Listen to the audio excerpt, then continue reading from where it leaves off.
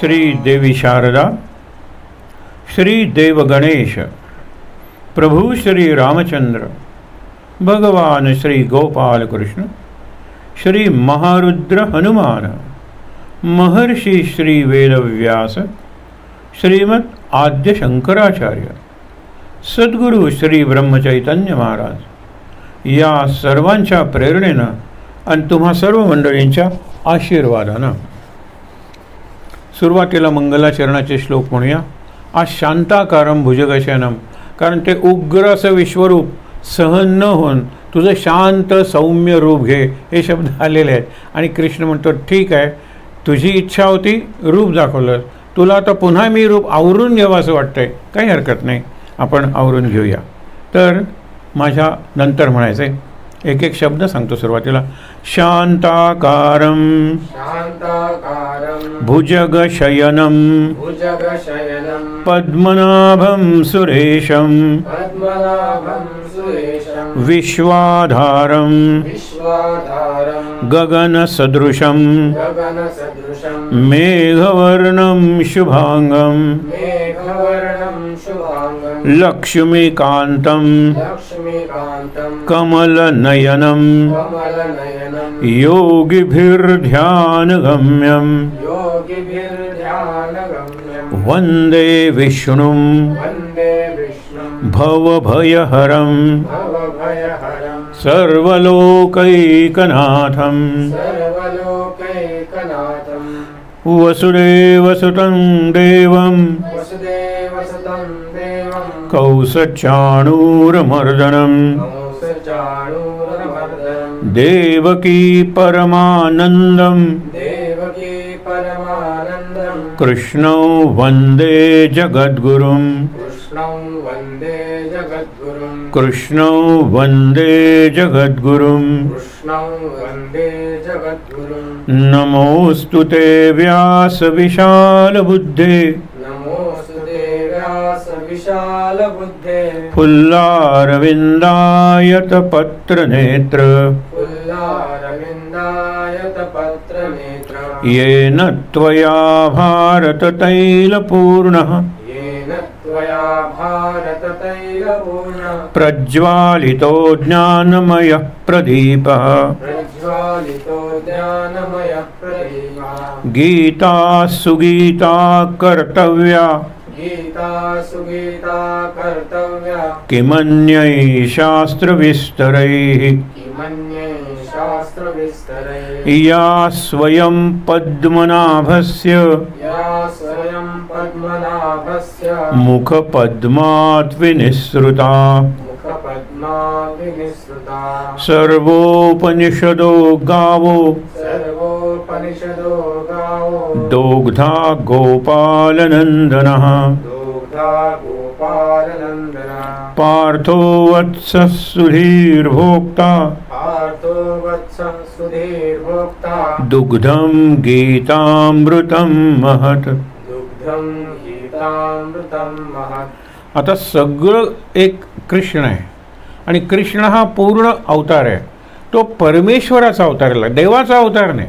आपण विष्णूचे अवतार म्हणतो, पण जो महाविष्णू आहे, परमविष्णू आहे, जो विष्णू भगवान आहे, ज्या अवस्थेत ही गीता सांगितलेली आहे तो एकच तुम्ही फक्त समोर ठेवा ना. सुंदर श्लोक आहे, आपण म्हणूया. एकं शास्त्रं देवकी पुत्र गीतम्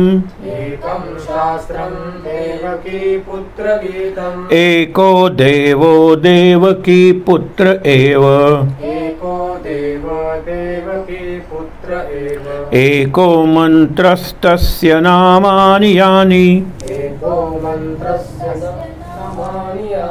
कर्माप्येकं तस्य देवस्य सेवा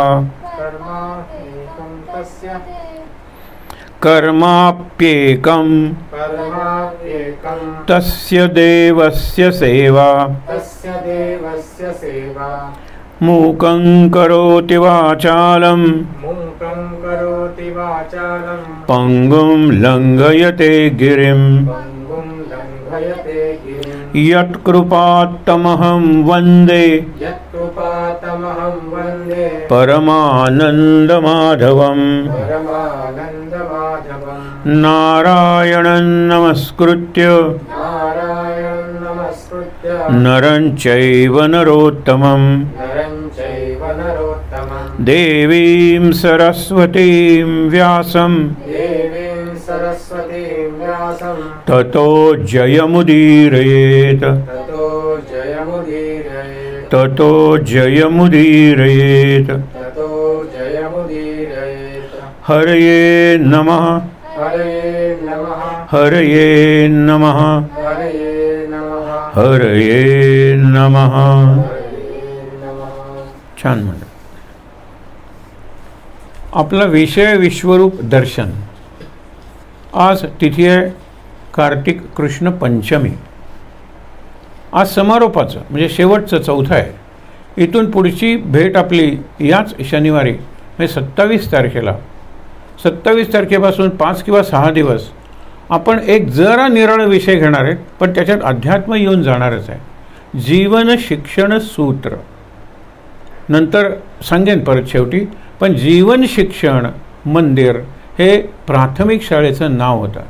हे पूर्वी प्राथमिक शिक्षण कसं असावं याचा विचार करताना जी कमिशन्स म्हणजे जे आयोग नेमले गेले त्याच्यावर फार प्रतिभावंत, देशाच्या संस्कृतीचं ज्ञान असणारी, या मातीवर प्रेम करणारी आणि शिक्षण आपली पद्धती आहे ना तिची मुळं या मातीत रुतलेली असली पाहिजेत असं मानणारे. म्हणून ज्यावेळेला आम्ही प्राथमिक शाळेत होतो मराठी माध्यमाच्या, त्यावेळेला आमच्या शाळेचं नाव होतं सप्राशा, म्हणजे सरकारी प्राथमिक शाळा नंबर 3 नंबर 4 असे असेल. नंतर ते बदललं आणि जीवन शिक्षण मंदिर. हे तिन्ही शब्द इतके अर्थपूर्ण आहेत आणि जड आहेत तसे चिंतन करायला गेलात तर. जीवन म्हणजे सर्वव्यापी झालं ना आपल्या दृष्टीने. जीवन कसं जगायचं, शिक्षण. आणि हे शिक्षण आर्थिक आहे का हो, सामाजिक आहे का हो, सगळं आहे, आध्यात्मिक सगळं आहे. त्या शिक्षणाचे निरनिराळे पैलू आहेत. त्याची काही सूत्र आहेत का जी आपल्या ऋषी मुनींनी दिलेली आहेत, पारंपरिक अशी चालू आलेल्या शिक्षण व्यवस्थेचा एक भाग म्हणून त्याच्यावर आपण करणार आहोत. उदाहरणं अलीकडच्या काळातली घेऊया. ती सूत्र फार मनोरंजक आहेत आणि ती शिक्षकांना उपयोगी पडणार आहेत, पालकांना उपयोगी पडणार आहेत आणि अभ्यास करणाऱ्या विद्यार्थ्यांनाही उपयोगी पडणार आहेत. हे लक्षात ठेवा. म्हणून 27 तारखेपासून एक 5 किंवा 6 दिवस आपण भेटणार आहोत पुन्हा. जीवन शिक्षण सूत्र हे लक्षात ठेवा. काल आपण कुठे थांबलो होतो की अर्जुन काय म्हणतोय, प्रसिद्ध देवेश जगन्निवास. अरे प्रसन्न हो रे माझ्यावर, मी क्षमा मागतो रे तुझी, कृपा कर, मी तुला नमस्कार करतो हात जोडून साष्टांग. परंतु हे तुझं उग्र रूप आहे ना ते आवरून घे. मला भय वाटायला लागलेलं आहे आणि मी व्यथित झालेलो आहे. व्यथित वेदना होत आहेत, मला पीडा होती आहे. मला म्हणजे हे पहिल्यांदा किती छान वाटत होतं, शांत सौम्य प्रसन्न असं तुझं दर्शन होतं विश्वरूपात. आता हे उग्र झालेलं आहे, भयंकर झालेलं आहे. म्हणजे भीष्माचार्य द्रोणाचार्य हे मारले काय जातात, निरनिराळे अतिरथी महारथी त्यांचं चूर्ण काय होतं, हे सगळं भयंकर आहे. तेव्हा तू आवरून घे आणि तुझं देवाचं जे चतुर्भुज रूप आहे ना ते तू घे. शंख चक्र गदा पद्म युक्त. ते झाल्यानंतर कृष्ण हसतो आणि काय म्हणतो तिथून आजचा विषय सुरू होणार आहे. आणि नंतर अर्जुन म्हणतो की ठीक आहे, चतुर्भुज रूप झालं, देवाचं तुझं देवरूपातलं दर्शन झालं, पण आता माणूस होणार आहे 2 हातांचा. म्हणजे पहिल्यांदा सहस्रबाहू म्हणजे असंख्य भुज, नंतर चतुर्भुज आणि नंतर द्विभुज. आणि कृष्णाने आपल्या या सख्याचे अर्जुनाचे, आपला बहिष्ठर प्राण आहे, बाहेरचा प्राण आहे अर्जुन त्याचा, ते सगळे त्याचे आपण म्हणतो ना कोड कौतुक लळे सोहळे लाड पुरवलेले आहेत. तो आत्ताचा विषय. आणि शेवटी हे सगळं रूप हे ऋषी मुनींना सुद्धा अशक्य आहे रे. कितीही उग्र तप केलं, यज्ञ दान तप साधना नाही मिळणार. तुला मी दाखवलं होतं. म्हणजे एका अर्थी कृष्ण म्हणतो की अरे रे त्याच अवस्थेत तू राहा असं मला आतून वाटत असेल, तू तशी इच्छा व्यक्त केली असतील तर मी तुला म्हणलं असतं तथास्तु, आधी हे युद्ध होऊ दे, नंतर तू त्या अवस्थेत राहा, मी तुला त्या अवस्थेत नेऊन पोचवेन. कारण आत्ता भगवान त्याच अवस्थेत आहे. पण अर्जुन घाबरला आहे. आणि एक लक्षात ठेवा, भय गेल्याशिवाय दिव्य दृष्टी मिळत नाही. भय आणि दुःख. आपण उदाहरणं बघितलं होते. अर्जुनाला भय वाटतं, दिव्यदृष्टी गेली, रूप आवरलं गेलं. आणि संजयाला दुःख होतं, दिव्यदृष्टी गेली. तो म्हणतो की राजन मला काही दिसतच नाही रे आता. त्याच्या डोळ्यात पाणी आलं. दुर्योधनाची ती अत्यंत असहाय अगतिक अशी अवस्था पाहून काय अवस्था करून घेतली त्यांनी. आणि मग त्याच्या डोळ्यात पाणी आलं, दुःख झालं, दिव्यदृष्टी गेली.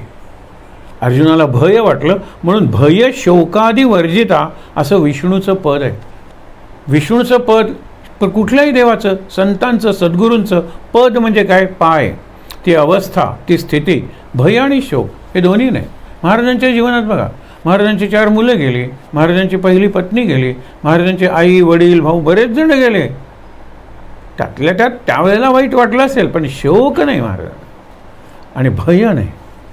आपल्याकडे पैसे नाहीत आणि आपण तर हे बांधायला घेतलेलं आहे. नाही, राम आम्हाला देतो रे.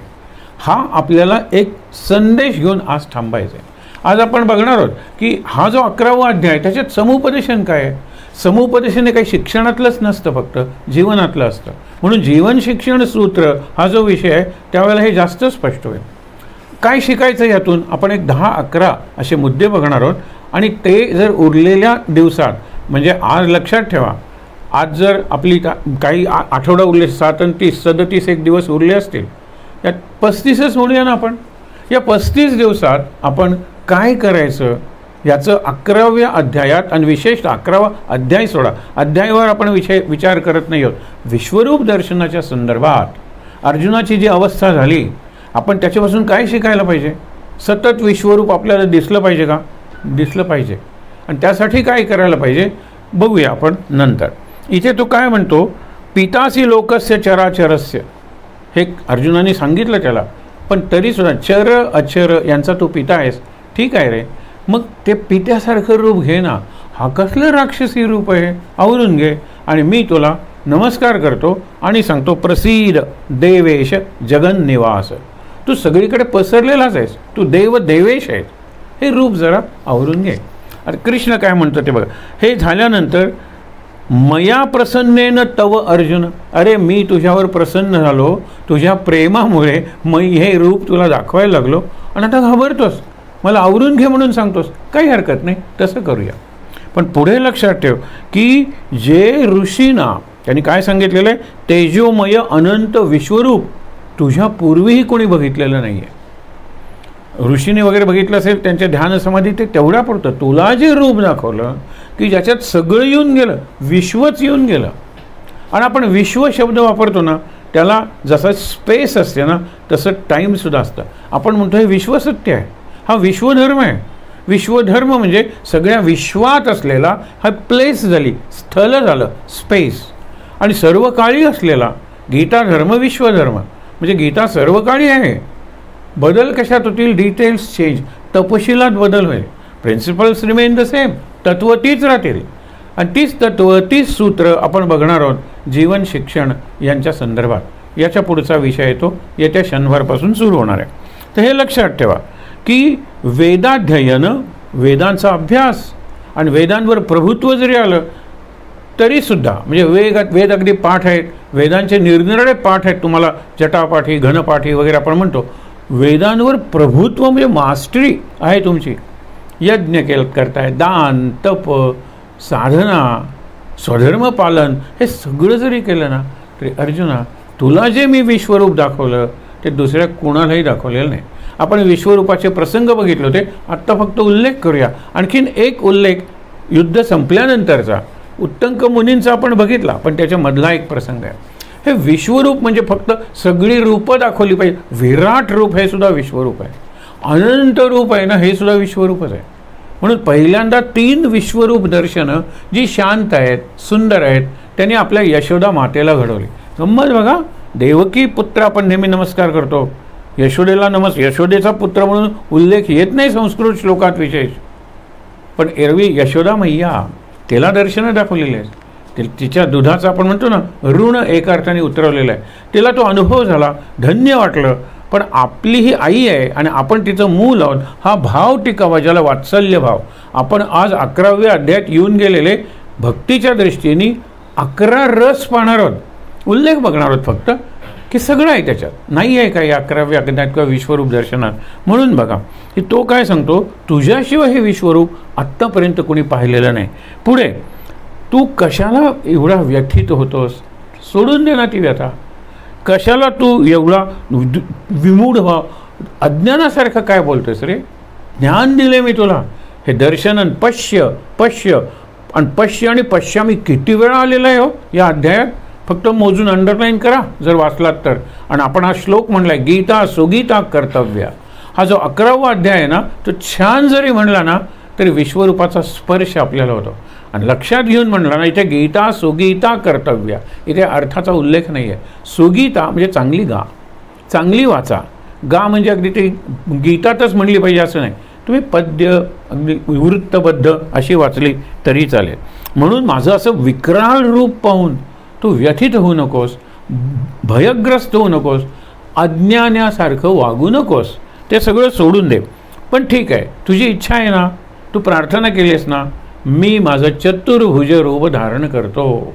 म्हणून त्या विश्वरूपातून तो जो विश्वरूपी अनंत होता, परम ईश्वर होता, परम आत्मा होता, परम ब्रह्म होता, परम शक्ती होता, जो परम होता हे लक्षात ठेवा, तो चतुर्भुज झाला.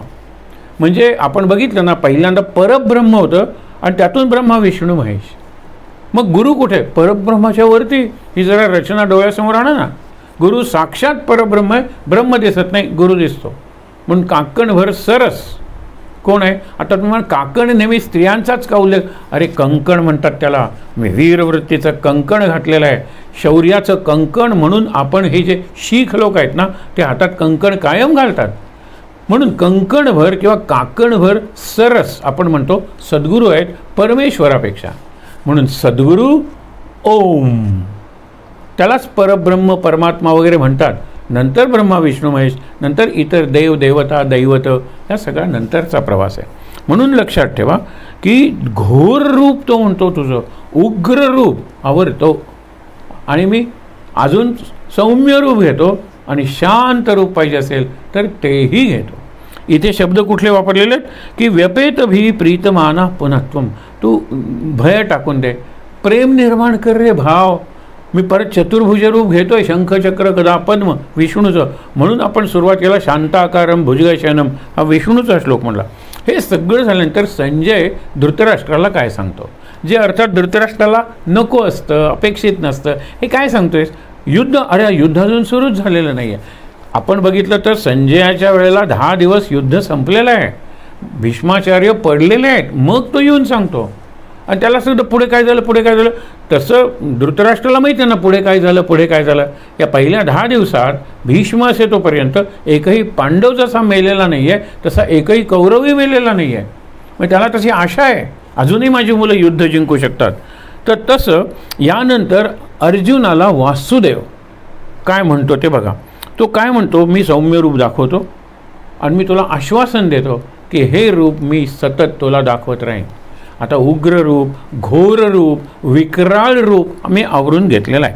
अर्जुन म्हणतो की हां, हे तुझं रूप पाहून शांत मानुष रूपम, चतुर्भुजातून तू द्विभुजात ये. आता माझी सगळी व्यथा, माझं सगळी पीडा, माझं सगळं भय निघून गेलं आणि मीही शांत चित्त झालो. तुझं हे शांत सौम्य रूप पाहून मी शांत चित्त झालो. अर्जुन आता ह्याच्यानंतर भगवान वाच सुदुर्दश, म्हणजे दर्शन घ्यायला सुदुराचारी, म्हणजे दुराचारातला डिस्टिंक्शन असलेला आपण म्हणतो, म्हणजे बघायला अवघड आणि अवघडात अवघड असं दर्शन मी तुला दिलं होतं रे. त्याच्यासाठी तू काही खास उपासना केली आहेस, साधना केली आहेस, यज्ञ जप तप काही केलं नव्हतंस. तू माझा होतास, एवढं पुरेसं होतं. पण तुला नको आहे. पण एक लक्षात ठेव की ऋषी मुनी अगदीच देवदेवतासुद्धा ते रूप पाहावं म्हणून प्रयत्न करत असतात. देवसुद्धा, कारण हा परमदेव आहे लक्षात ठेवा. आता अग्नीत असतो फक्त, पाणी कुठे असतं. वरुणात पाणीच असतं फक्त, वायू कुठे असतो हे लक्षात घ्या ना आपण. म्हणून या सगळं असलेलं सर्व समावेशक समग्र असं रूप पाहिला ऋषी मुनी तर सोडच, देवसुद्धा देवदेवतासुद्धा तरसत असतात. अगदी आस लागलेली असते, पण त्यांना ते दिसेलच असं नाही. तुला मी दाखवलं कारण तुझं आणि माझं नातंच निराळ आहे. पुढे काय म्हणतो भक्त्या तू अनन्या शक्या एवं, तू भक्तीनं हे मिळवू शकतोस. तुला ज्ञान वगैरेची आवश्यकता नाही आहे, फक्त भक्ती कर. आणि म्हणून ते 5 मार्ग जे भक्तीचे सांगितलेले आहेत ते खरं प्रत्यक्ष ज्याला डायरेक्ट म्हणतात ना, थेट असं समुपदेशन आहे 11व्या अध्यायातलं. ते अनेक अध्यायात आलंय का? आलंय हो. एकच विषय म्हटल्यानंतर आपण नेहमीच म्हणतो महाराज काय शेवटी उदाहरण तर शेवटी नाम घ्या, तेच सांगतात. बरोबर आहे. स्वरूपानंद अशी कितीतरी स्वामी माधवनाथांची ज्ञानेश्वरीची ज्ञानकिरणे किंवा त्यांच्या प्रवचनाची शेवटी ते सोहम बोध, त्यांचं सोहम बोध आहे ध्यान, आणि आपल्याकडे नाम आहे, ध्यान नाम आणि अखंड स्मरण त्या प्रभावाचं हे अनुसंधान आहे. नुसतं नामस्मरण असं रटना, पॅरट की तर रटना नाम नाही आहे, पण ती सुरुवात म्हणजे सुरुवात आहे ती तशी करायलाच पाहिजे ना प्रत्येकाने. आणि म्हणून त्यांनी काय सांगितलेलं आहे, मत कर्म कृत हे पहिलं आहे. मत परमो, तुम्ही म्हणाल यात नवीन काही शब्द सगळे ऐकल्यासारखे वाटतात. हो, मग त्यांनी सांगितलेलं आहे विभूती दर्शनाच्या वेळेला उपासना तीच आहे. चांगला भक्त व्हायचा आहे, चांगला ज्ञानी व्हायचा आहे, चांगला कर्मयोगी व्हायचा आहे, उपासना तीच आहे. आता विश्वरूप दर्शन दाखवल्यानंतर हे विश्वरूप तुला अनुभव घ्यायचा असेल, आता उग्र रूपाचा कशाला, तुला एकदा दिसलं ना विश्वरूप, स्पर्श झाला ना त्या रूपाचा, बस आता लक्षात. मत कर्म कृत मत परमो मद भक्त संगवर्जित आणि निर्वैरा सर्वभूतेषु यस माम एति. एति म्हणजे मला येऊन मिळतो, तो मला येऊन मिळतोच. कोण? मत कर्म कृत म्हणजे सारी कर्म धरून श्वास. मत म्हणजे माझ्यासाठी, कारण तो गीता सांगते. तत् म्हणजे त्याच्यासाठी. आपल्या दृष्टीने मत नाही, आपल्या दृष्टीने तत् आहे. म्हणजे आपण त्याने काय मत कर्मकृत तत् कर्मकृत सगळी आपण नैवेद्य वगैरे दाखवतो, पूजा वगैरे करतो, प्रदक्षिणा ही उघड उघड आहेत, पण प्रत्येक कर्म धरून श्वास. सकाळी उठल्यानंतर हा माझा श्वास चालू आहे पूर्णपणे तुझ्या कृपेने. महाराज म्हणतात ना, आजचा दिवस माझ्या जीवनात उगवला ही तुझी कृपा आहे. मग माझी प्रार्थना काय आहे की तो पूर्णपणे तुझ्या स्मरणात जाओ. आणि रात्री झोपताना हा दिवस आता संपलेला आहे, म्हणून हे जे स्मरण आहे माझं ते पुढेही चालू ठेव. दुसऱ्या दिवशी उठल्यानंतर तुझी कृपा आहे, दिवस उगवलेला आहे, माझी प्रार्थना आहे आणि त्यासाठी प्रयत्न आहेत, त्याची शक्ती दे तुम्हाला काय की अखंड तुझी स्मृती कायम राहील. म्हणून मतकर्मकृत म्हणजे जशी मदर्थ तदर्थ. मदर्थ म्हणजे माझ्यासाठी सगळी कर्म माझ्यासाठी कर. अर्पण अरे ती पुढची पाहिजे आहे. सुरुवातीलाच हे कोणासाठी काय कशासाठी बांधताय तुम्ही? नाही नाही, इथे काहीतरी चांगले कार्यक्रम वगैरे व्हावेत म्हणून. मग चांगले कार्यक्रम म्हणजे आर्थिक नाही, कमर्शियल नाही आहे हे. तसं धर्मदाय आहे, चॅरिटी ज्याला म्हणतात ते. पण उद्देश काय तो आम्ही बघू. म्हणजे आपल्या अनेकदा उदाहरणच जर सांगायचं असेल की आपल्याला माहिती आहे म्हणून सांगतो. वांतेलाच मोठा मंडप आहे, राहण्याची वगैरे सोय आहे. मग तिथे आम्ही 100 जणांचे वर्गसुद्धा घेतलेले आहेत, शिबिरं 7 आणि ती गोव्याच्या बाहेरच्या विद्यार्थ्यांची, गोव्यातली तर घेतली. तर मुद्दा काय तिथे लक्षात ठेवा की आम्ही एकच सांगायचो की संस्कार शिबिर. शिक्षण असेल तरी अभ्यास संस्कार शिबिर. व्यक्तिमत्वाचा विकास त्याचं संस्कार शिबिर. संस्कार झाले पाहिजेत मुलांवर. आणि शेवटच्या दिवशी खरं त्यांना हे वाटतं, बरंही वाटतं की आपण छान कोर्स केला म्हणून, आणि वाईटही वाटतं की आता हे संपला म्हणून. पण विचार करूया तुम्ही. मला काय म्हणायचं आहे की एकदा मी एक प्रयोग केला होता, एक उदाहरण म्हणून सांगतो. 7 दिवसांचं शिबिर आणि ते इतकं इंटेन्सिव्ह घेतलं होतं की मुलांना आमच्याबद्दल एवढी अटॅचमेंट निर्माण झाली की मुलं म्हणत होती की सर का संपवायचं शिबिर, 15 दिवसाचं घेऊया. आणि 7व्या दिवशी आपल्या मुलांना न्यायला आलेले पालक होते, त्यांचं संयुक्त सत्र होतं. आणि नंतर कुणीतरी कागद आणून दिलं, हे सगळं नाटक होतं. आणि कागद आणून दिल्यानंतर की हे शिबिर आज न संपता आणखीन 7 दिवसांनी याचा कालावधी वाढवलेला आहे. मुलं करत होते. त्यावेळेला पालक no no no no we have come again here. हे पालकांना, अरे मुलांना ज्यात आनंद मिळतो त्यात पालकांना आनंद मिळाला पाहिजे. हे पालकांचं पहिलं कर्तव्य नाही का? नाही, आम्ही आलो तो त्यांना न्यायला, आता पुन्हा यायचं. ह्याच्यापेक्षा दुप्पट अंतर ते विकेंडला जातात.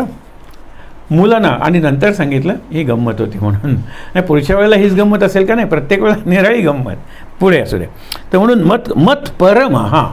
परमहा म्हणजे काय की परायण. आपण बघितलेलं आहे आश्रय कुठला, अंतिम आश्रय आपल्याला पहिला आणि आश्रय शेवटचा सद्गुरू असला पाहिजे.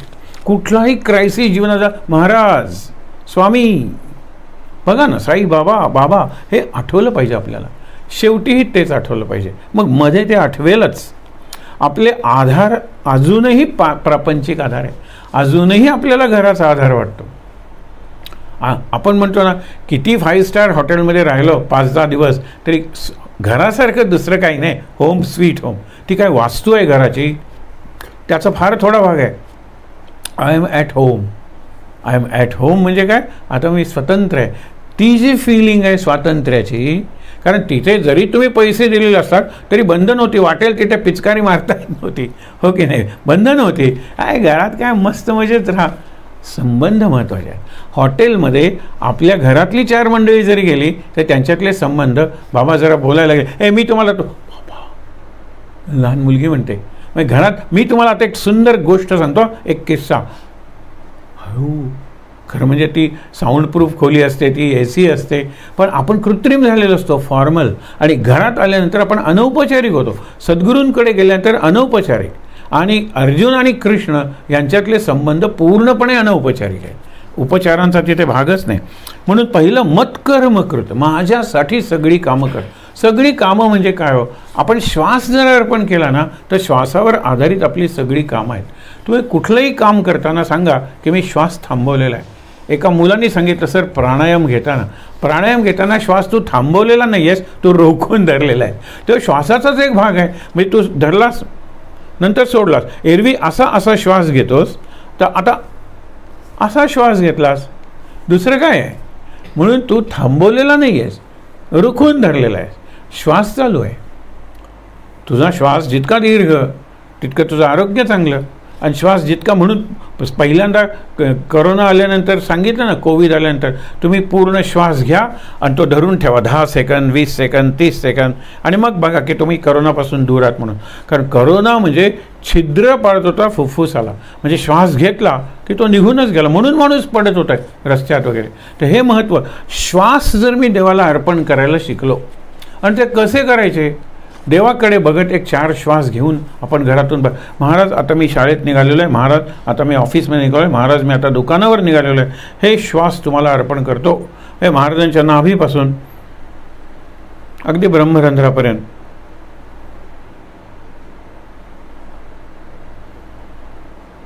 बघा, मी श्वास माझ्या सद्गुरूंना अर्पण केलेले आहेत. मग बाहेर पडल्यानंतरचे श्वास अर्पण झालेलेच आहे. ही सिम्बॉलिक आहे, मला माहीत आहे, पण अशी काहीतरी सिम्बॉलिझम किंवा अशी काहीतरी छोटीशी रिच्युअल्स, कर्मकांड, कृती, एक प्रोसिजर्स, पद्धत असावी लागते.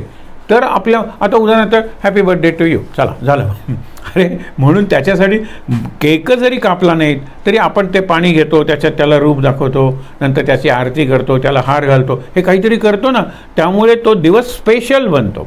दिवाळी महास्पेशल म्हणजे महाखास झालेली आहे.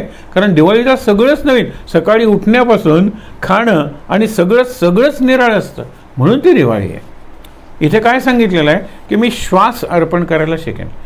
म्हणजे काय, कृती करताना श्वास अर्पण करतो हे भाव आला की ती कृती ऑटोमॅटिकली आपोआप, ज्याला म्हणतात ना, ती आपोआप अर्पण झालेली आहे. मग नैवेद्य वगैरे ही पुढची कृती असेल, पण मी करताच मी आता अभ्यास करते, मधून सद्गुरूंचा फोटो ठेवावा समोर. आणि तुम्ही पुढे निर्गुणाकडे जाणार, डोळे मिटले की तुम्हाला दिसले पाहिजे सद्गुरूंचं रूप नाही, सद्गुरूंचं चैतन्य, सद्गुरूंची ती ज्योत की जिथून प्रकाश बाहेर पडतोय आणि जो माझ्या सगळ्या शरीरातून बाहेर पडतोय, हे जमलं पाहिजे. म्हणजे सतत तुम्ही स्वतःला जाणीव करून दिली पाहिजे. श्वास आणि श्वासावर आधारित सर्व कृती, म्हणजे गाढ झोपेत सुद्धा श्वास चालू असतो. आणि आपण बघितलं आहे, ज्याला कोमा म्हणतात किंवा अनकॉन्शियस म्हणजे बेशुद्ध अवस्था म्हणतात, श्वास चालू असतो. हे महत्त्वाचं आहे. श्वास बंद पडला की ऑपरेशन थांबवावं लागेल, काय अर्थच नाही त्याच्यात. म्हणून मत कर्म कृत म्हणजे मला अर्पण केलेली अर्पण नकाच म्हणून माझ्यासाठी कर्म ही सगळी करा. त्याच्यानंतर मत परमा म्हणजे माझ्या ठिकाणी परायण व्हा. परायण म्हणजे काय की मला शरण जा. आणि अंतिम आश्रय, अंतिम आधार, अंतिम मार्गदर्शक, अंतिम संरक्षक कोण आहे? सद्गुरू आहेत. आता हे तर विश्वरूप आहे, सगळीकडे पसरलेला, चरात आणि अचरात, सजीवात आणि निर्जीवात. तो जो देव आहे ना, त्याच्याशी मी परायण झालं पाहिजे. आणि तुम्हाला खरंच सांगतो की फार मोठी सोय आहे हो. ज्यावेळेला मी कॉन्सन्ट्रेशन करतो, ध्यान वगैरे, त्यावेळेला एक बिंदू वगैरे माझ्याकडे असतो. ठीक आहे ना. ज्ञान तर इथे नाही, तिथे नाही, तिथे नाही, तिथे नाही, तिथे नाही, तिथे नाही, एवढंच सांगतं. आता जे उरलं असेल ना तिथे, मग तुझं ज्ञान वाढलं, मग तिथे तिथे नाही, तिथे नाही, तिथे नाही, चालूच राहिलं. की चंद्रावर ब्रह्म आहे का? नाही, आम्ही जाऊन आलो. मंगळावर आहे का? नाही, आम्ही जाऊन आलो. आमचे तिथे नाही, तिथे नाही, ते चालूच राहणार आहे.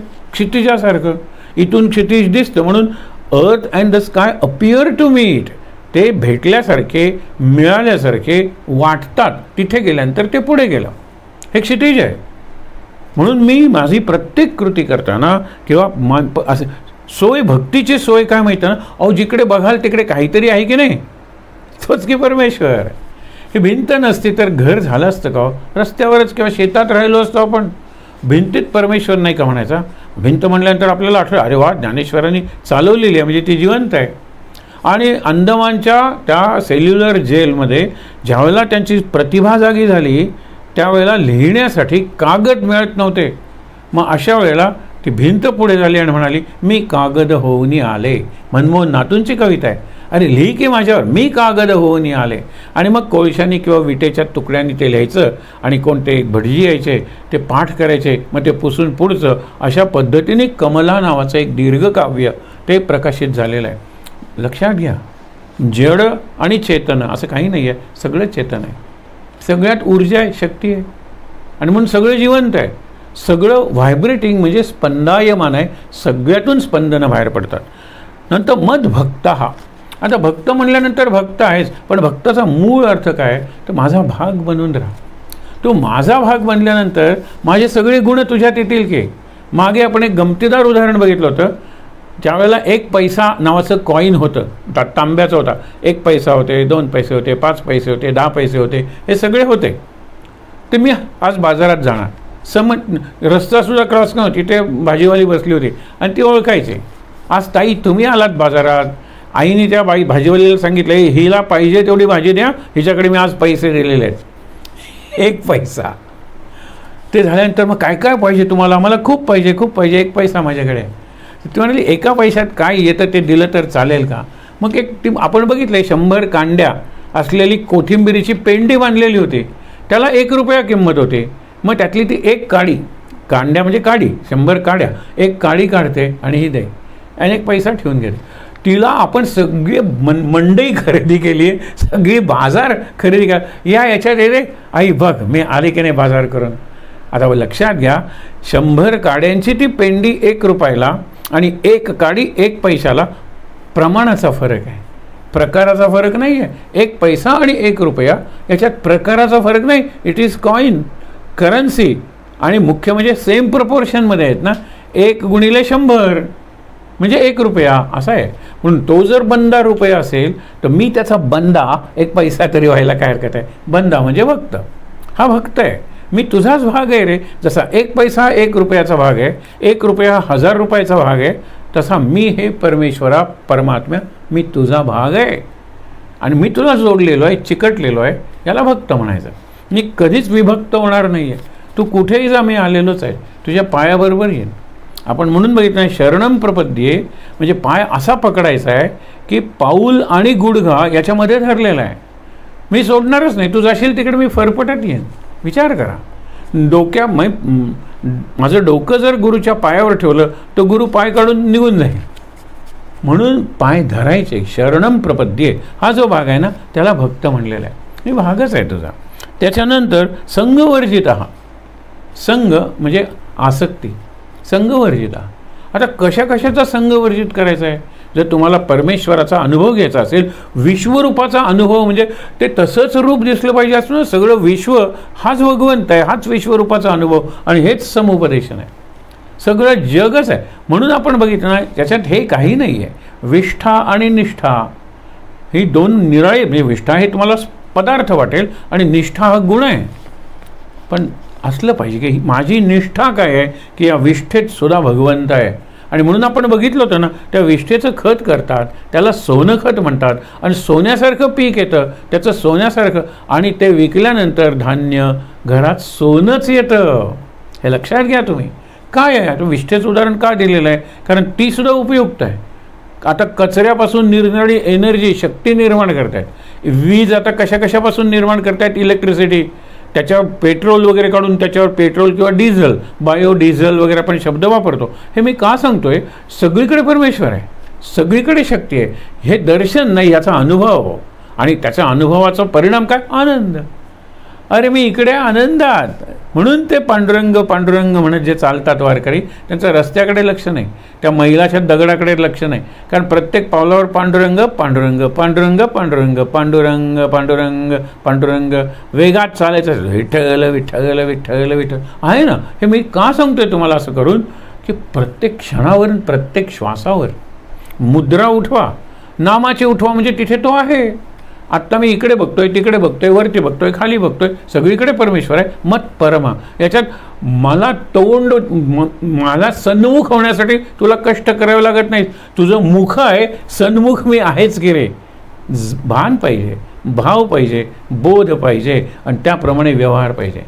पहिल्यांदा भाव निर्माण झाला पाहिजे, सगळीकडे परमेश्वर आहे. नाही, एक साधे चप्पलांचं उदाहरण नेहमी घ्यावं. माझ्या पायाचं रक्षण कशापासून करतात किंवा कशापासून करत नाहीत? दगड असू दे, काटे असू देत, चिखल असू दे, पाणी असू दे, चप्पल आहे हो. बघा, नाही दिसणार त्याच्यात.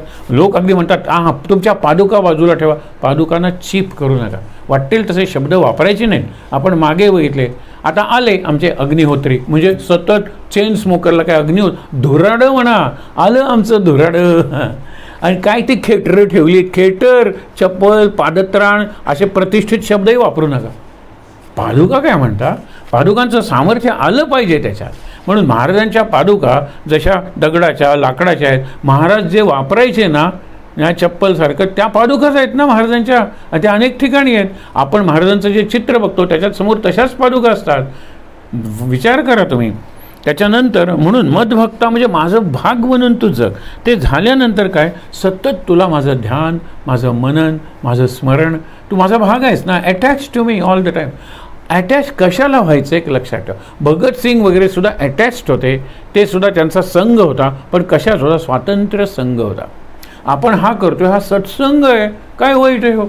व्यसन इटसेल्फ वाईट नाही आहे, पण चांगल्या गोष्टींचं व्यसन क्वचित लागतं, वाईट गोष्टींचं लगेच लागतं. आणि लगेच लागलेलं सुटत नाही, हे लक्षात घ्या. लगेच लागलेलं सुटत नाही. म्हणून आम्ही ज्या वेळेला विचार करतो व्यसनांचा, वाचनाचं व्यसन, सगळं जग फिरून स्वतः बघण्याचं व्यसन, निरनिराळ्या लोकांशी आपण हॅलो डे म्हणलं होतं ना 2 दिवसापूर्वी, मैत्री करण्याचं व्यसन, त्याला हा माणूस आहे असा की त्याला माणसं बनवण्याचं, मित्र बनवण्याचं व्यसन आहे. वाईट नाही आहे, लक्षात ठेवा. आता मित्रांना बनवून रोज पार्ट्या जोडून मी दिवाळं जर काढलं, गजानन महाराजांच्या चरित्रात एक उदाहरण आहे. दिवाळं निघालं, याला जेवण, त्याला जेवण, ह्याला प्रसाद, त्याला प्रसाद वगैरे वगैरे. गंमत बघा की मी जर भक्त व्हायचं आहे, मला जर मत परम म्हणजे तत्परम, म्हणजे महाराजांच्याकडे सतत सन्मुख असलेलं पाहिजे. आणि जे मी करेन ते सगळं महाराजांसाठी म्हणजे सद्गुरूंसाठी करतोय, परमेश्वरासाठी करतोय, हा जर भाव असेल तर पुढचं अगदी सोपं आहे. संघवर्जित. हा संघवर्जित नाहीच.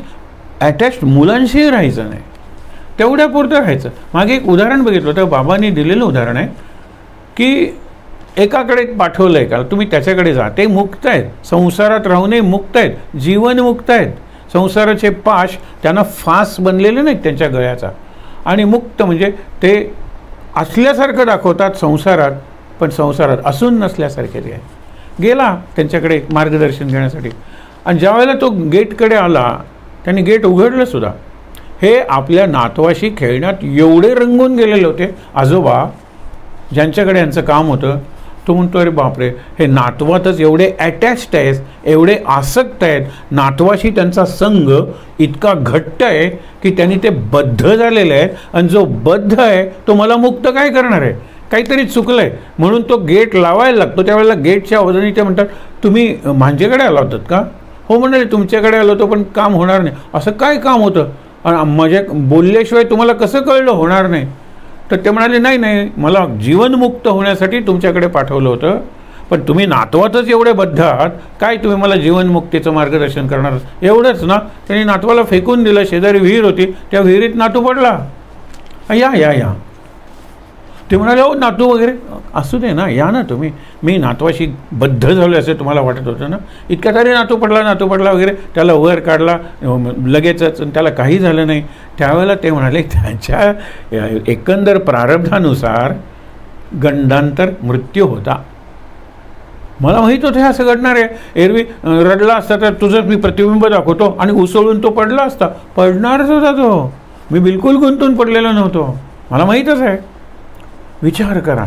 एकदा ही धुंडा महाराज देगलूरकरांनी सांगितलेली त्यांची आठवण आहे की मळा बघायला गेले होते आणि तिथे अशीच त्यांची नात पडते पाण्यात, विहिरीत, आणि पडली म्हणून उचलतात, पाणी काढतात वगैरे सगळे. अरे आज आपल्या आजोबांच्या कृपेमुळे तू वाचली, चला नमस्कार करूया. आल्यानंतर त्यावेळेला त्यांचं ज्ञानेश्वरीचं त्या दिवशीचं वाचन संपलेलं असतं. तुम्हाला ऐकू आलं नाही, ऐकू आलं ना. तुम्हाला झालेला प्रकार कळला नाही, कळलं ना, पाण्यात पडली म्हणून. मग तुम्ही उठून आला नाही, तुम्हाला काही वाटलं नाही. त्यावेळेला ज्ञानोबा माऊली मला काय सांगत होते माहिती आहे ना, एक मोठं झाड आहे हे जग म्हणजे, आणि त्याच्यात आपण सावलीला येतो.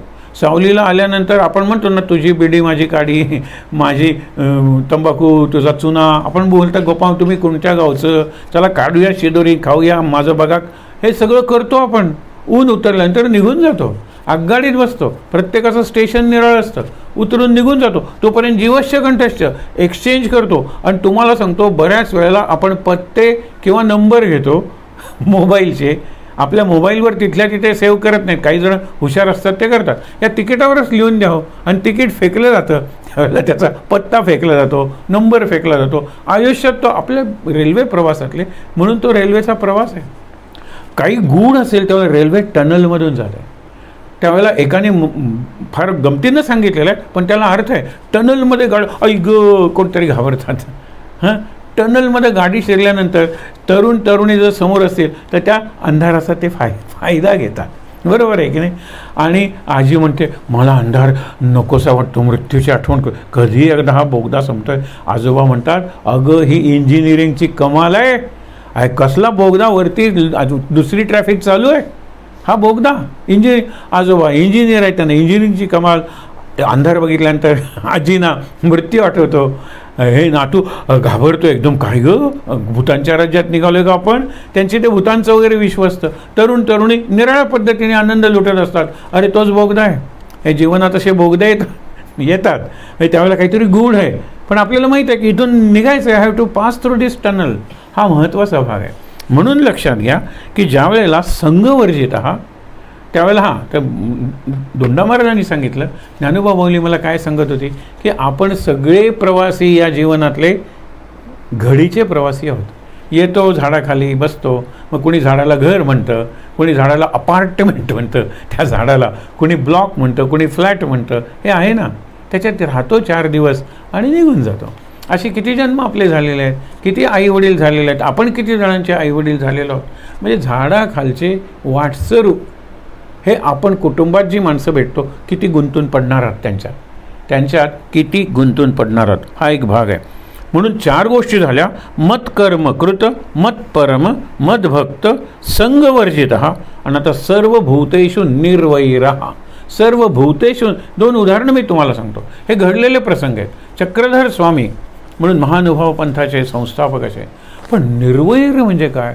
त्यांच्यातून प्रेमाचं प्रक्षेपण व्हायचं. आपण आता ट्रान्समिशन म्हणतो, प्रक्षेपणात बिघाड झाल्यामुळे आमचा कार्यक्रम आरंभीला, मध्ये आणि शेवटी तुम्ही बघू शकला नाही. अशा अनाऊन्समेंट असायच्या पूर्वी. हा कार्यक्रम सुरुवातीला, मध्ये आणि शेवटी व्यत्यय आल्यामुळे आपण नीट पाहू शकला नाही. याबद्दल दिलगीर. कार्यक्रम दिसला कुठे? तर तसा प्रकार असतो. म्हणून इथे काय सांगितलेलं आहे, तो चक्रधर तसे बसलेले आहेत आरामात. इतक्यात एका सशाच्या मागे शिकारी आणि कुत्रे लागलेले आहेत. जीवाच्या आकांताने येतो आणि हे बसलेले आहेत, समोर शिष्य आहेत. हा मांडीवर जातो त्यांच्या. आणि त्यांच्याकडे नुसतं बघतो की मी तुमच्याकडे आलेलो आहे रक्षणाला, तुम्ही माझं रक्षण करणार आहात, रक्षण करा. तो त्या पारध्याना म्हणजे त्या शिकाऱ्यानं म्हणतो की थांबा तुम्ही जरा, आणि ते त्याला उपदेश करतात, त्याचं हृदय परिवर्तन करतात.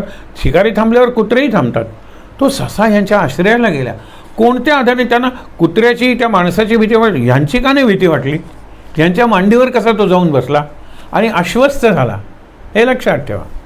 हा एक प्रसंग आहे. दुसरा प्रसंग saint Francis of Assisi. Saint Francis of Assisi, Assisi गावचा सेंट फ्रान्सिस हा ख्रिश्चन धर्मगुरू होता. तो पक्ष्यांची भाषा बोलायचा आणि पक्ष्यांना वगैरे बोलवायचा. किती वेळ उडतोयस रे, ये बस खाली. मग तो खांद्यावर येऊन बसायचा. चला आज मी काय काय खाय. लोकांना आश्चर्य वाटायचं. जाणारे येणारे नाही, लोक मुद्दामून बघायला यायचे. तो म्हणतो की मी इथे राहतो, साप वगैरे सगळे माझे मित्र आहेत, कारण मी त्यांना घाबरत नाही आणि मी त्यांना घाबरवत नाही, आणि म्हणून तेही मला घाबरत नाहीत आणि तेही मला घाबरवत नाहीत. सिंह काय, हे काय, तो बोलायचा त्यांच्याशी. आणि आपण सुद्धा बोलायला शिकलं पाहिजे. सिंहसुद्धा आता बॉर्न फ्री नावाचा चित्रपट आहे की ज्याच्यात तो वाघिणीचं पिल्लू, वाघीण पाळतो आणि लहानपणापासून मांजराचंच पिल्लू की हे म्याव म्हणतो, हळूहळू त्या जोरात करतं, पण तो तसाच आहे आणि इतकं खेळतो त्याच्या ह्याच्यावर. तुम्हाला एक सांगतो, काही दिवस एक उदाहरण त्याच्यातच आहे तो प्रसंग की ज्या वेळेला त्यांचा असा सीझन असतो, मेटिंग सीझन ज्याला म्हणतात, की त्यावेळेला एक कुत्री असते, त्याच्यामध्ये 4 कुत्रे धावतात, आपण बघतो. तर तसे सीझन ही निघून जाते रात्री एका, कारण तिलासुद्धा सिंह पाहिजे की या सिंहिणीला. तिचं मराठीत भाषांतर सोनालिका असं काहीतरी नाव ठेवलेलं आहे त्या वाघिणीचं, सिंहिणीचं. आणि जाते तिचं ते सगळं सिंह वगैरे भेटतो. सगळं झाल्यानंतर काही दिवस ती दूर असते आणि नंतर येते. त्यावेळेला हा झोपलेला आहे किंवा ती बाई आहे ती झोपलेली आहे. ती येते तिच्या छातीवर एवढी उडी मारते की खूप दिवसांनी आपण भेटतोय नाही का. कल्पना करा त्या सिंहिणीचं वजन काय असेल, ती नखं काय असतील, पण ती उडी मारते. ती इतक्या अलगद उडी मारते, चाटते खरखरीत जीभ वगैरे. ती म्हणते की किती दिवसांनी आपण भेटतोय नाही.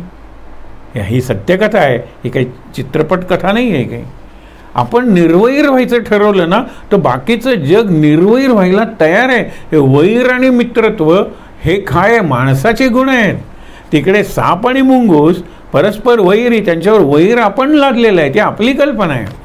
इकडे तो त्याला खातो, काय क्रूर आहे वाघ. अरे काय रे ते सुंदर ससा होता, फाडून खाल्ला आमच्या देखत. क्रूर नाही आहे, क्रूर औरंगजेब असतो, क्रूर माणूस असतो, दुष्ट माणूस असतो.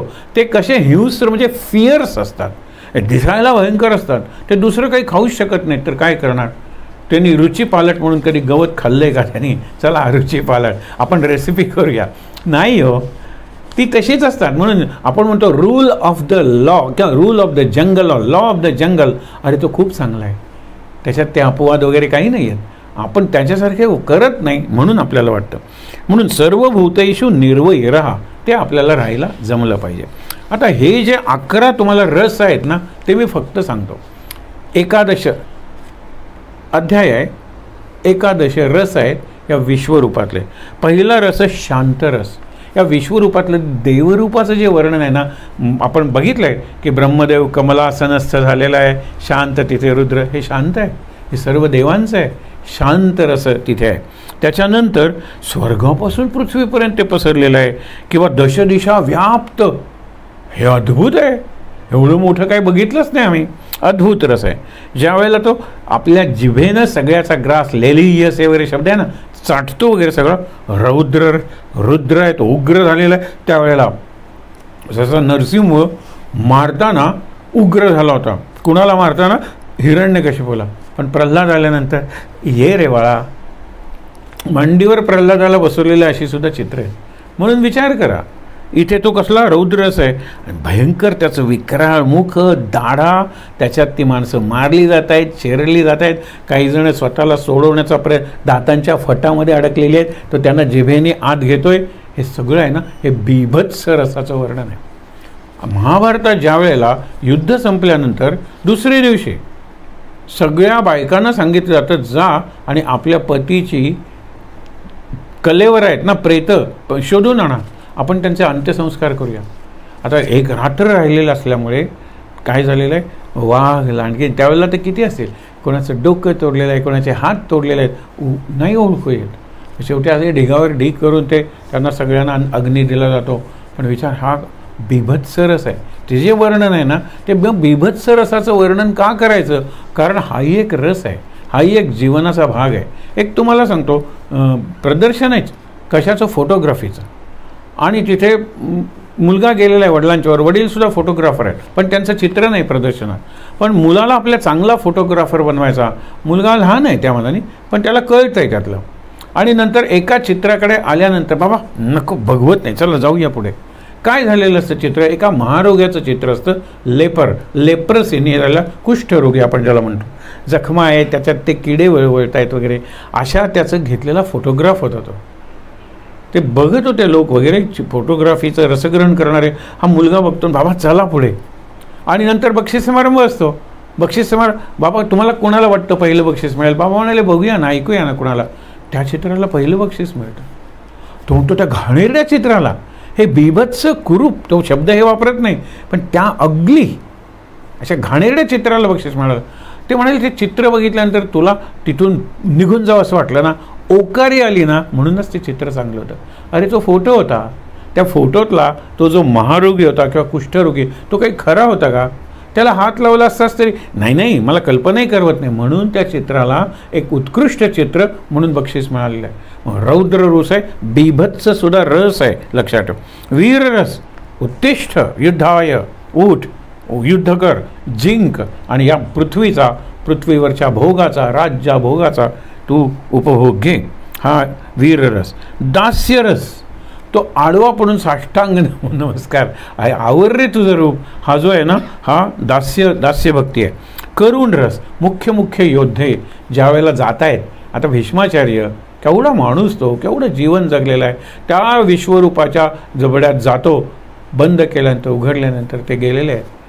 करुण रस आहे हा, नक्कीच करुण रस. सख्य रस, तो म्हणतो की मित्राचा, नंतर वात्सल्य, पिता पुत्राचा, पती पत्नीचा अपमान ज्याप्रमाणे सहन करतात, त्याप्रमाणे मी तुला हे सख्या, हे यादवा, हे कृष्णा म्हणत होतो.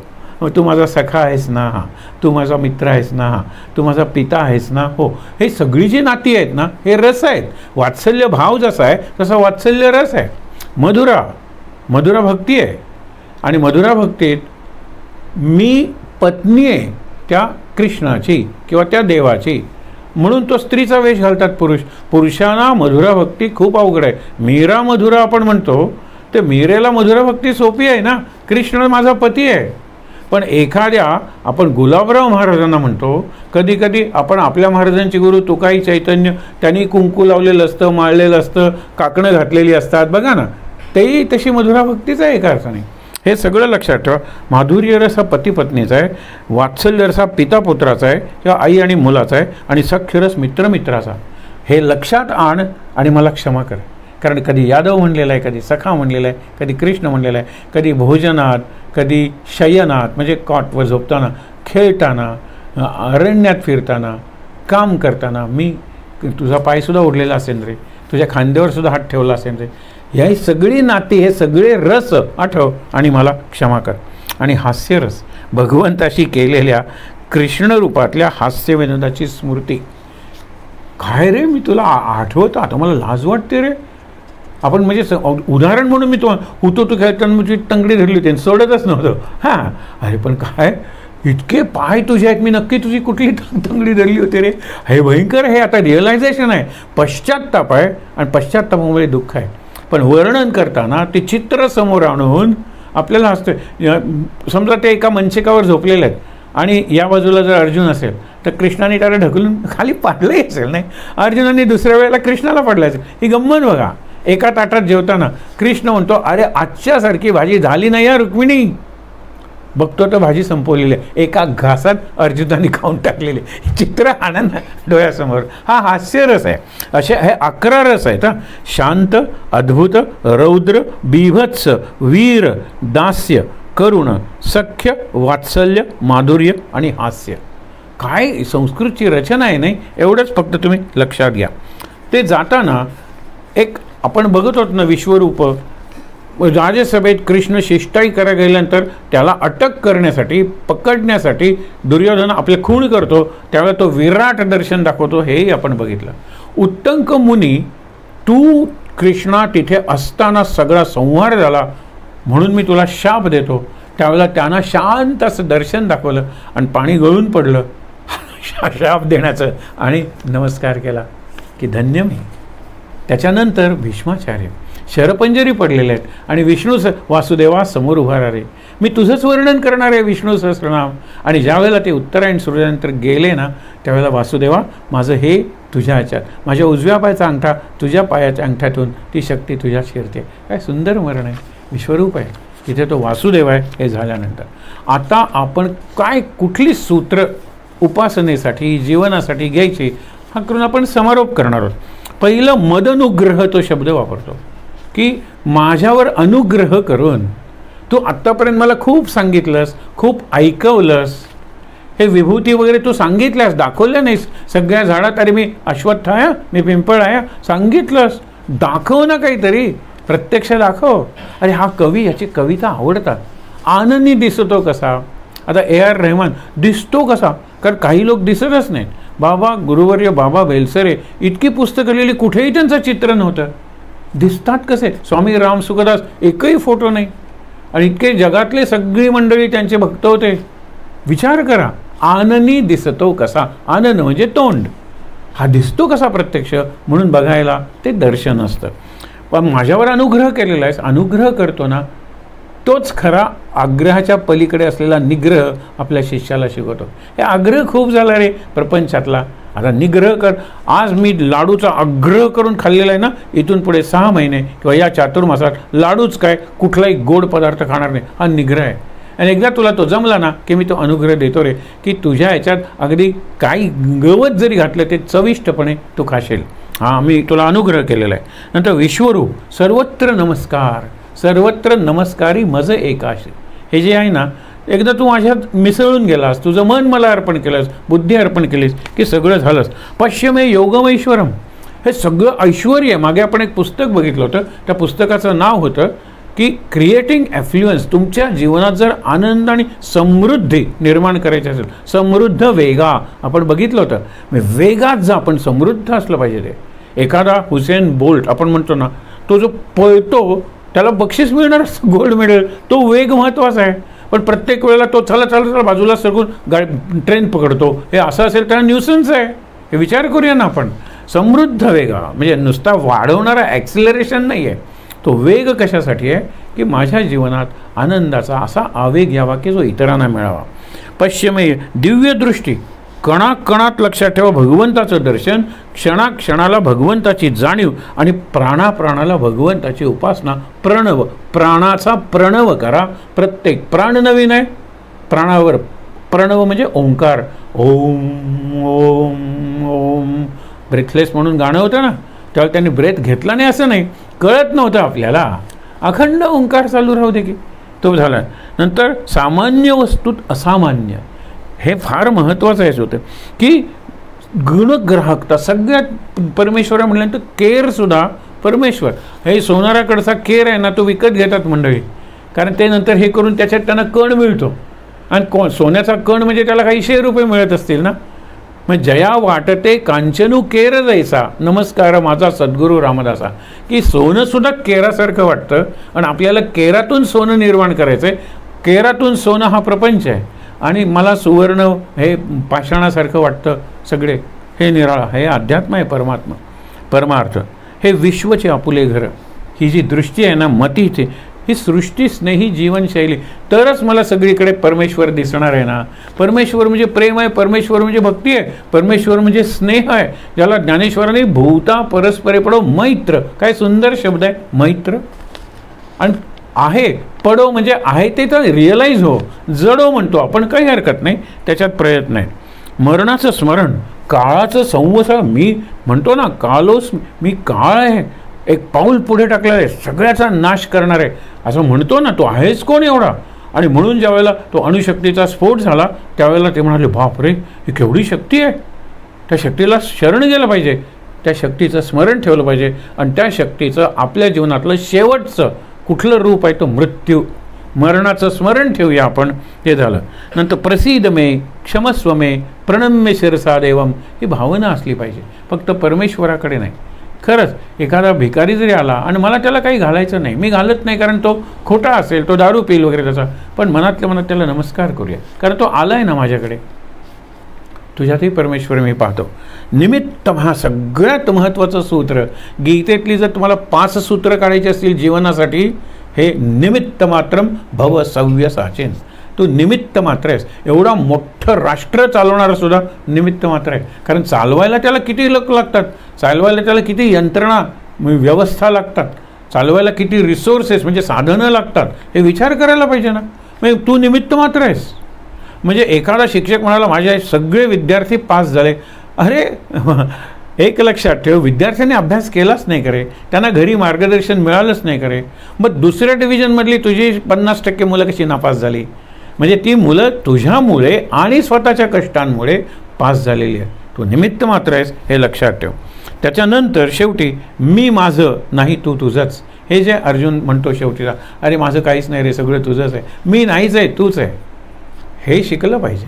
तर आपल्याला भक्ती जमेल. मी तुझ्यापासून विभक्ती नाहीच आहे, फक्त भक्ती आहे, जोडलेलंच आहे तुला. हे जोडलेलं राहणं मला शिकव. आणि त्यासाठी तुझं नाम, ध्यान, अनुसंधान. नाम आहे नामस्मरण, चांटिंग द नाम. नंतर ध्यान आहे रिफ्लेक्शन, कॉन्टेम्प्लेशन, मेडिटेशन. मेडिटेशन म्हणूया सोपा शब्द. आणि अनुसंधान आहे कॉन्स्टंट रिमेंबरन्स और कॉन्स्टंट कॉन्टॅक्ट, कॉन्स्टंटली कनेक्टेड, सतत जोडलेला आहे, सतत चिकटलेला आहे, सतत त्याचा भाग बनून राहिलेला आहे, त्याला अनुसंधान म्हणायचं. आणि त्याप्रमाणे वागतोय. आणि शेवटी आपण ज्या वेळेला म्हणतो की उग्र जसं रूप आहे ना, तसंच ते शांत रूपही आहे. म्हणजे सगळीकडे मांजरी ज्या दातांनी उंदराला फाडून खाते, त्याच दातांनी आपल्या पिलांना उचलते की नाही हो? बघा, आपल्याला आश्चर्य वाटतं, धरून ती उड्या मारत जाते जिन्यावरून वगैरे, इकडून तिकडे उडी मारते, वानरी आपण म्हणतो ना. म्हणून तसा केला विचार तर उग्रही आहे आणि सौम्यही आहे. सगळीकडे म्हणल्यानंतर स्वच्छ अस्वच्छ, सुंदर असुंदर, भव्य आणि क्षुद्र, या सगळ्यात परमेश्वर आहे. हा भाव निर्माण झाला पाहिजे. आणि या भावात राहण्याचा सराव आपण या उरलेल्या 35 दिवसात केला पाहिजे. आणि नवीन वर्षाचं स्वागत विश्वरूप दर्शनाच्या अनुभवाने केलं पाहिजे. ती गुढी, त्या गुढीचं आपल्याकडे आता 1 तारखेला गुढी नसेल, नवीन वर्ष सुरू झालेलं आहे. या नवीन वर्षाचे दिवे, नवीन वर्षाचे फटाके जर वाजवले तर वाजवू नयेत. नवीन वर्षाचा एकमेकाला दिलेली शुभेच्छा, या सगळ्या ज्या गोष्टी आहेत ना, त्या प्रत्येकात परमेश्वर बघूया. आहे त्या ठिकाणी आठ बसूया शांत, डोळे मिटून. शनिवारी 27 तारखेपासून 5 किंवा 6 दिवस जीवन शिक्षण सूत्र किंवा सूत्र जीवन शिक्षणाचे, पण जीवन शिक्षण सूत्र चांगला वाटतो शब्द. आणि आपण त्याच्यात आध्यात्मिक विचार करणार आहोत, समाजाचा, जीवनाचा विचार करणार आहोत. म्हणजे जीवन, त्याच्यात जो शब्द आहे ना, जीवन शिक्षण. कशासाठी शिक्षण? माझं व्यक्ती म्हणून जीवन, माझं कुटुंबाचं जीवन, माझं समाजातलं जीवन, माझं सृष्टीशी असलेला संबंध जीवन, माझा संपूर्ण विश्वाशी असलेला संबंध. आपण म्हणतो ना कनेक्टिव्हिटी, वर्ल्ड वाईड कनेक्टिव्हिटी. आणि सगळं चालवणारी जी शक्ती आहे, जो विश्वरूपाचा प्राण किंवा चैतन्य आहे, त्याच्याशी सुद्धा सहजीवन.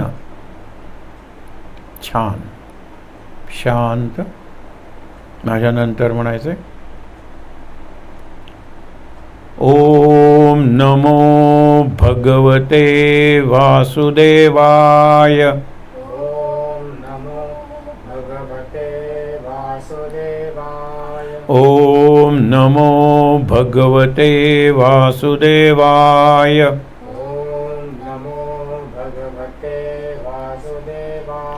ओम नमो भगवते वासुदेवाय. ओम नमो भगवते वासुदेवाय. ओम नमो भगवते वासुदेवाय. ओम नमो भगवते वासुदेवाय.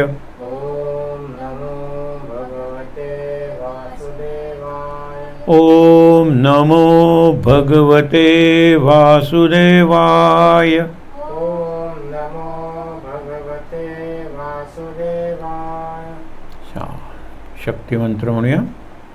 सर्वमंगलमांगल्ये शिवे सर्वार्थसाधिके शरण्ये त्र्यंबके गौरी नारायणी नमोस्तुते। जय नारायणी नमोस्तुते। शांति पाठ। ओम सहनाववतु सहनौ भुनक्तु सह वीर्यं करवावहै तेजस्विनावधीतमस्तु मा विद्विषावहै। ओम शांति शांति शांति। तीनदा दीर्घ श्वासोच्छ्वास।